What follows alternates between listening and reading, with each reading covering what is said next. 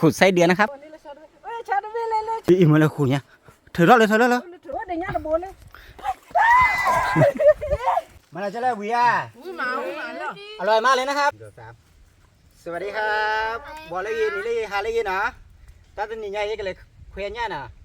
แล้วก็เรียเดมือแหละพอดูควาพอดูมือเลยมาเดี๋ยวพูควาเนาะก็เลยเคลียร์เนี่ยเลยตัวมีกลัวเนาะวันนี้ไปตกปลานะครับพาสาวๆมาตกปลาแล้วก็ลูกหลานด้วยนะครับเดี๋ยวพ่อแม่พี่น้องเราชมดูนะครับจะได้ปลาหรือเปล่านะครับอะไรนี่ได้ไงเหลือแล้วมันก็เลยเจอตะแคงกันเลยตะแคงเนี่ยตะแคงโบสเราโบนเลยแล้วไปเลยคู่ถอกันเลยดิมาทุเรียนมาเย่น่ะมาทุเรียนมาเย่เล่เดี๋ยวนี้พอโดดแล้วอัดดอท่อบ่อมาเลยบ่อบอกเลยเดี๋ยวอ๋อเดี๋ยวสู้ตายก่อนพี่พอโดดเลยโอ้เดี๋ยวหาดึงไม่ได้สิกระจอก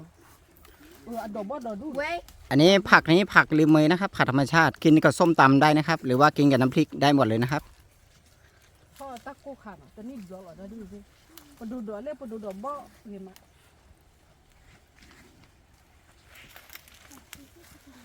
โอ้ดอกดู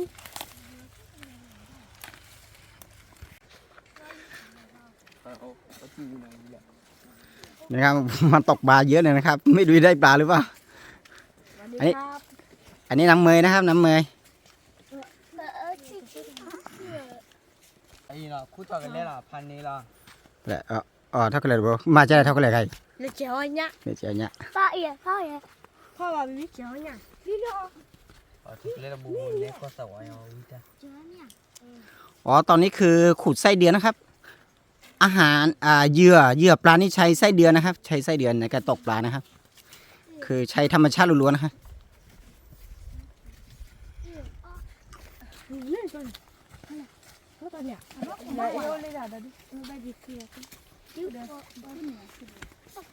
ตัดดอกบ้องขึ้นมาตัดอันเดียว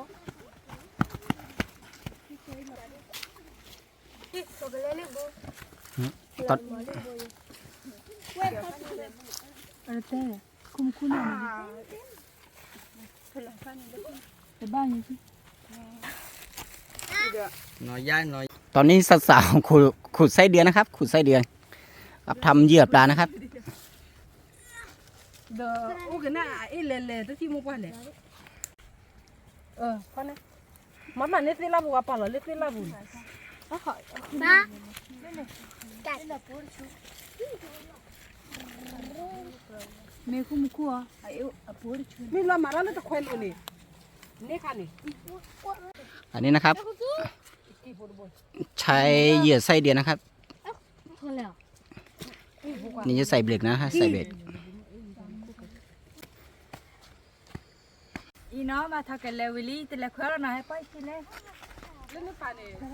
ก็โดดตลาดทอดดูยังไงแล้วก็สวย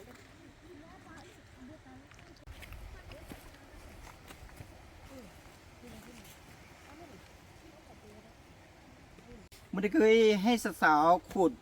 ไส้เดือนนะครับไส้เดือนนี่เอาไว้ทำเหยื่อปลานะครับเดี๋ยวเราชมนะตกปลานะมาดิ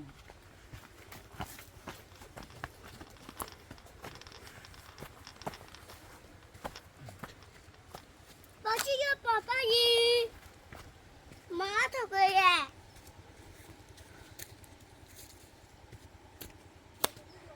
ตกอย่างนี้ต้องวางอย่างนี้สักพักหนึ่งนะครับถ้าปลากินเหยื่อนี้มันจะดึงเบ็ดนะฮะ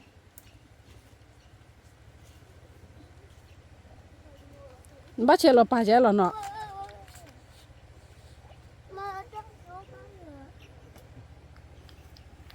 เดี๋ยวสักพักหนึ่งมาดูนะครับเดี๋ยวมือเล่นกันเช่นน้องขอตะไคร้บุเลย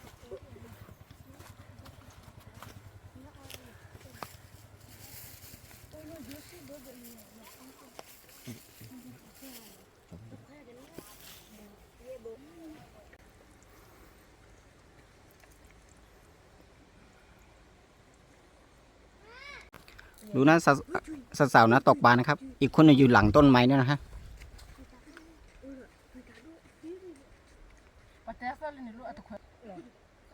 เนี่ยเดี๋ยววันนี้เห็ดแควมันมันแล้วแต่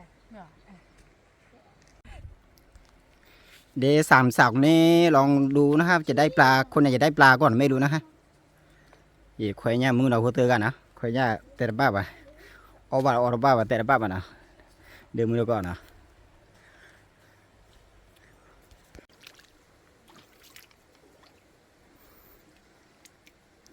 มาละจิเดี๋ยวมึงเนี่ยอีควายอ่ะ แต่บ้านเขาขอว่าที่เดียวนะ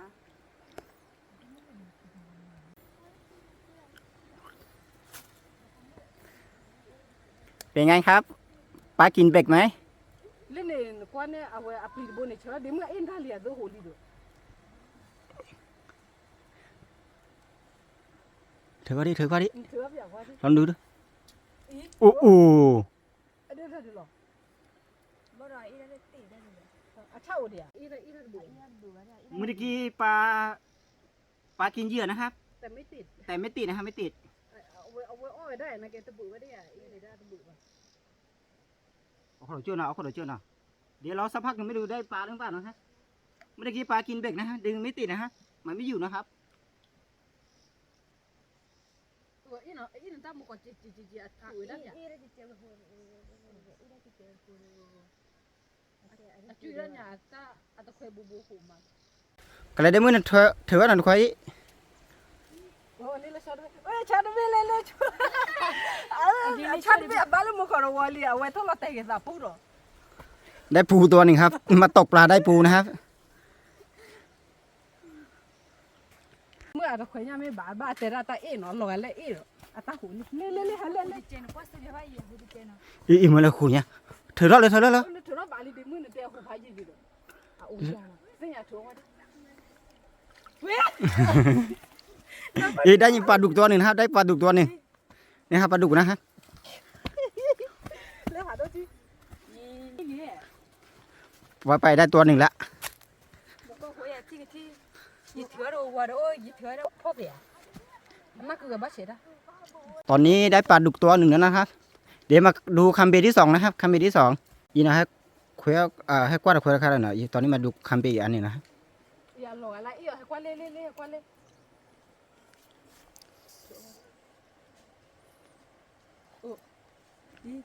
นู่นอันนี้เด็ดนี่เด็ดเดี๋ยวย่าตะโบเลย ได้ปลาดุกอีกตัวหนึ่งนะครับตัวที่สองนะได้ปลาดุกตัวที่สองนะครับ เดี๋ยวเพื่อนมาเจอที่นั่นเด็ด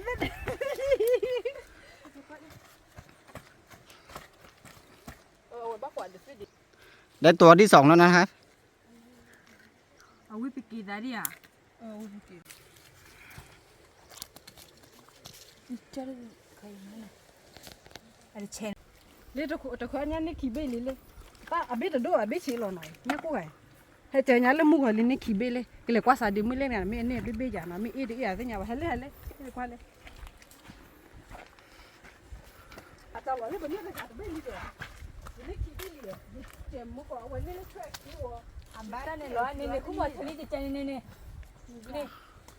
อัทะเลนี่เธอไม่ช่วยทำไม่ได้ทำไม่ได้นี่ไม่ได้เลยยี่ห้อยี่แต่นาเธอ อาเจ็บแล้วมุกเอาว่าถืออาจารย์เราติด ทุบแหละทุบแหละ อาจารย์เราติดผู้ ทุบแหละแล้วมึงก็วอลเลยมี่อ่ะกว่าเลยดิเจ็บบ้านเลยช่วยมุกเอาเบ้เอา แต่กันน้อยอ่ะมึงก็เบื่อบ้านไหนบ้านเลยมึงก็ที่ดีต้องเบื่ออ่ะมาเธอไม่ช่วยอ่ะ มันเนี่ย นี่นะแต่พี่อาลีนะนี่ตาคิดตีเด้อยังเจอคุย ยัน นี่ นี่ ก็ ก็ ไม่ ไม่ เจ เจ็ อบ แล้วมุกเอานะเว้ยอาจารย์ไอ้ขี้วัวเนี่ยนะแกจะบุกไว้ ไอ้ เนี่ย ตัวเลยนะ เอาไว้เจ็ดแต่เพี้ยวันนี้ถือว่าที่อาชันเลยจ้ะอีเล่ตะควายนี่ยากูสระบลินเนาะก็เลยตะควายนี่ตาพลาต่อว่ามาบ่เจ็บไม่ยีเจ็บก็เลยตะควายตาพลาต่อดิเมฆอีอันนี้ยาโอ้ขอกว่าที่หน่อยละ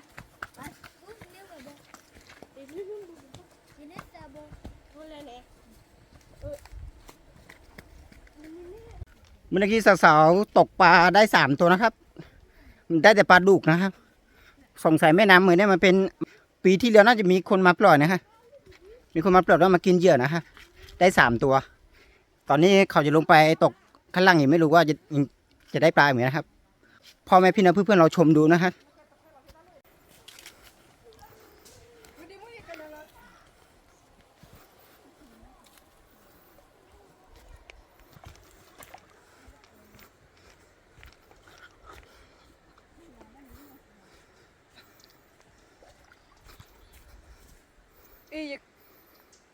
บ้ามาบ้าเจอไม่ยี่เจแล้วลูกนี่ได้ผล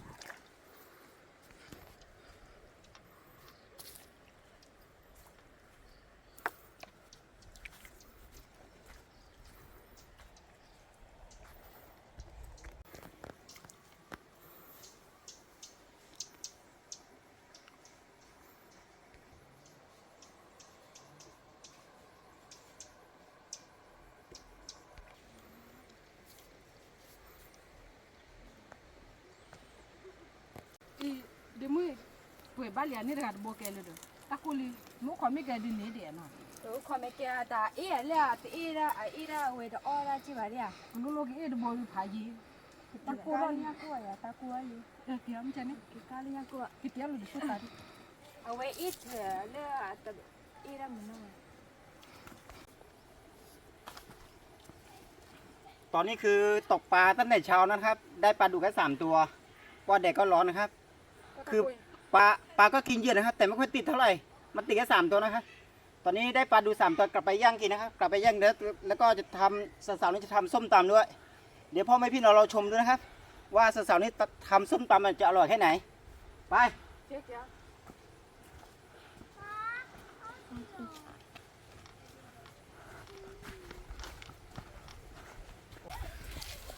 นี่เมามันดัดดิแหละเดมือพลายเทถือตาพลายใช่ กินเลยเจ๊ดูตาไม่ดูตาเลย เออถือ กินเลยอันมันอาจจะใจแล้วเออเจ๊ดูตาดอดูเลย ตะกาอ้อนนี้น่ะ อ๋อเนี่ยอย่าซะเชกี่วิ่งมาเอง พลาย ดอดู เดี๋ยวดูมันนะ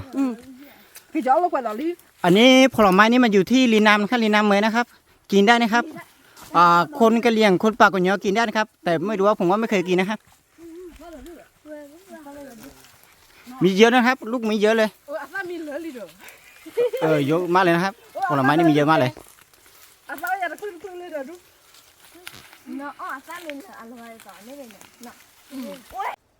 นี่นะครับเพื่อนๆพ่อแม่พี่น้องครับผลไม้เป็นแบบนี้ครับผลไม้มันออกสีม่วงคล้ายๆสีดำนะครับ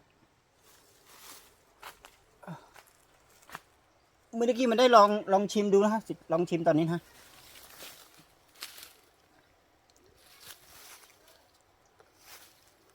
เอออาซาดอดูเด้อล่ะ รสชาติมันจะออกหวานฝากๆนะฮะหวานนิดน้อยแต่มันจะฝากเยอะกว่าฮะนี่ครับมันเล่นไม่เป็นนะครับเนื้อนิดเดียวนะฮะมันเล่นมันใหญ่กว่า ก็พอประทันชีวิตได้นะครับ เอเล่นอาซาดอดูเลยโอ้ยอย่าตะคลื่น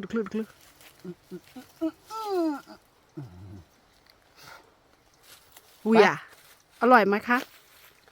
อร่อยครับอร่อยพอได้ คือมันรสชาติมันจะฝาดมากกว่าไปตอนนี้ก่อไฟเสร็จแล้วนะครับเดี๋ยวจะย่างกินปลาดุกตรงนี้นะครับย่างกินปลาดุกเสร็จแล้วจะทำส้มตำตรงนี้นะคะนี่นะครับพ่อแม่พี่น้องเพื่อนๆนะครับยังไม่ตายเลยนี่ครับปลาดุกทั้งหมดนี่3 ตัวนะครับ จะย่างกินตรงนี้นะครับ3 สาว3 ตัวแม่ตกปลาเก่งมากเลยครับ3 สาวนี้ จะได้เอาแต่ดีอ่ะดิโมดีเลยครับพ่อปาดูจิ คือสาวๆคนนี้บอกว่าปลาดุกนั้นมีไข่ต้นนะฮะ โอ้กระโดด พี่เนาะเดี๋ยวเพื่อนๆพ่อแม่พี่น้องลองชมด้วยนะครับว่าสาวๆนี้จะย่างกินปลาแล้วก็จะทำส้มตำอร่อยไหมครับ ขอว่าหน่อยก็เตี้ยสุดตาก้าวเลยเดี๋ยวยาโกเลยยาโกเบโมดีอ่ะพลอย ตอนนี้สาวๆย่างปลาดุกนะครับ พอดีเป๊ะเลย3 คน 3 ตัว เดี๋ยวย่างสุกแล้วจะกินกับส้มตำนะครับปลาดุกนี่จะกินกับส้มตำนะเดี๋ยวเพื่อนๆพี่ๆน้องๆลองชมดูนะฮะ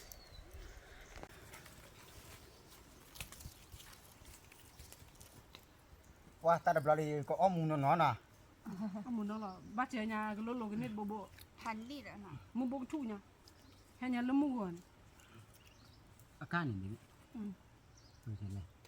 อ่ะบ่อยอ่ะบ่อย เลยดิมือเอาไว้ตะกะเนี่ยบุกะว่าคนเลยละฝาบนนะดิมือ พอระบุนะได้ปะเบี้ยนะ เดี๋ยวเย็นน้ำโชว์แล้วนะ มีพ่อได้ปะ ดูด้านนี้ อ่ะบ่เจ็บก็เอาไว้เลยตักขี้ แล้วก็นี่ไม่ชิ้นหนูบอกว่าชิ้นหนูไม่ยีเด้อโอ้บ้าไปเดี๋ยวเราย่างสักพักหนึ่งสุกแล้วเดี๋ยวจะกินกับส้มตำนะครับพ่อแม่พี่น้องลองชมดูนะครับไว้เสร็จตามมาเลย โอ้เด็กตะกี้วีเด็ดนั่นเลยมาตะกี้บัวดาดูเด้อเดี๋ยวมึง ตอนนี้คือย่างปลาดูสุกแล้วนะครับ จะกินส้มตำละ เลยญาโกปลาโดดอดีต้าเอาส้มตำปลาโดดอดูเลยเลยสุมานี่ก็ปลาโดดอเด็ดอดูเลยเลยปลาล็อกกี้ปลาโดดทุเรศเลยอ๋อเลยรีบอยู่พวกเราญาติอีกผู้ใดโอ้อีกคนตัวญาติแต่เราไปแปลว่าเราวิธีเรียกว่าเราเรียกเลยกว่าลี่ 鸟不远，鸡， อีกผู้ใด 好的鸡，好的鸡，哦， มันจะเล่วีอ่ะ อุ้ยหมาแล้ว อร่อยมากเลยนะครับโอ้โหส้มตำนี่อร่อยมากเลยฝีมือสาวๆนะครับ เฮ้ยญาติก้าจะเพื่อนญาหมู่นี่ 八跑耶，哎， อันนี้ปลาดุกที่ปลาตกได้นะครับเมื่อเช้าอ่ะเอาขนมจีนมาละแต่ลืมใส่เรือมานะครับท่านนี้กินอย่างนี้ไปก่อนนะครับไป ดูมาตัวเลย เพื่อนๆพ่อแม่ทุกคนนะครับที่อยากกินมากินได้นะครับ ถ้าอยากกินมากินด้วยกันได้นะครับ มือก่อนมือตาเนี่ยอันนี้หน่อยเนี่ยบ่ไม่ไปแพ้ตัวก็กระเป๋าเลยก็ลักกี้ปดูทุกดอดูแต่คุยอันนี้ไปออฟฟิศแล้วตัวมือตาเนี่ยเราหาไปโบ้หนอแค่เอาขึ้นตีเลย เราก็เล่คนนอนดีแบบนี้คนนอนดีสิได้ ต่อได้เหรอมันเนี่ยยาเลย ก็ดีแล้วเป็นอะไรก็ไม่เยอะ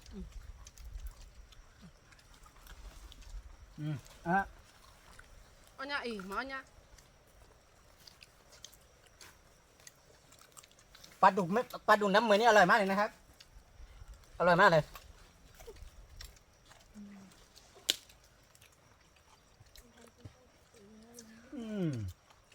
พูดไงวิไม่อ่ะ 喂， วิธี อะไรอ่ะ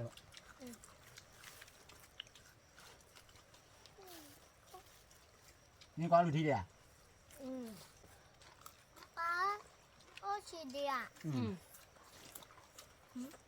妈哎 เดี๋ยว 呀 กูดูเลยอันนี้อันมือ แตงกวาอร่อยมากนะครับมาปกติแตงกวาแบบนี้ด้วย 我的哎呀， วิธีอะไรเดี๋ยวนะ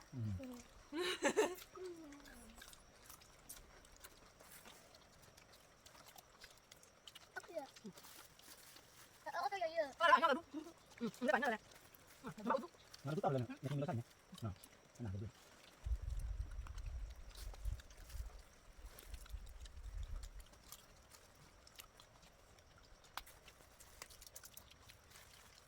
妈多大？ เป็นไงกินส้มตำอร่อยไหมครับ อร่อยครับเอาโซตาวิมาเลยเดี๋ยวอยู่คุยอยู่เรื่อยเอาโซตาเอากว่าหมอคนตะคุยเอาลูกชีก่อนมาหน่อยเอาโซตาเราไปกันแล้วลูกชีเอาลูกชีไปแล้วกินชิคโลบุยแล้ว